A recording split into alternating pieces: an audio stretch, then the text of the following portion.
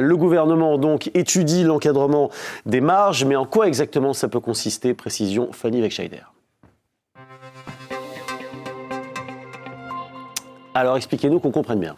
Alors le décret qui est envisagé, c'est un projet pour le moment.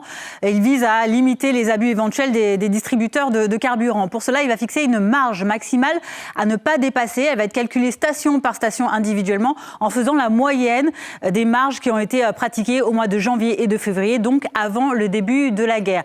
Et elles vont déclencher ces alertes à partir d'un certain seuil, 1,71 € du litre d'essence ou de gazole, c'est-à-dire le niveau de moyen de carburant avant la guerre au 26 février. Il y a une autre composante dans le prix à la pompe de carburant, c'est aussi le prix de vente de la matière première qui se décide sur le marché européen à Rotterdam. Et bien le brut, il sera calculé sur une moyenne lissée des 5 derniers jours, c'est-à-dire que ça permettra d'avoir un prix plus régulier, moins soumis aux soubresauts de la situation géopolitique. Autre composante également qui concerne cette fois-ci le transport de ces carburants. Là, le gouvernement reconnaît quand même qu'il peut y avoir la possibilité d'avoir des surcoûts liés à la situation géopolitique. Donc, on voit que sur ce levier-là, le gouvernement ne pourra pas vraiment agir. Au final, vous le voyez, le prix à la pompe, il est composé de cette marge qui sera donc gelée, d'un prix de vente qui sera lissé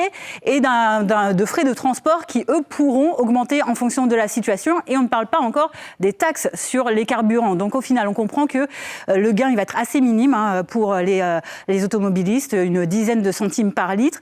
Cette mesure, en tout cas, elle n'est pas encore décidée, comme je disais, et elle ne serait appliquée, si c'était le cas, que jusqu'au 31 août. Alors, va-t-elle être décidée ou pas, cette mesure? Merci beaucoup, Fanny. On va se tourner vers Gaëtan Mélin pour le savoir.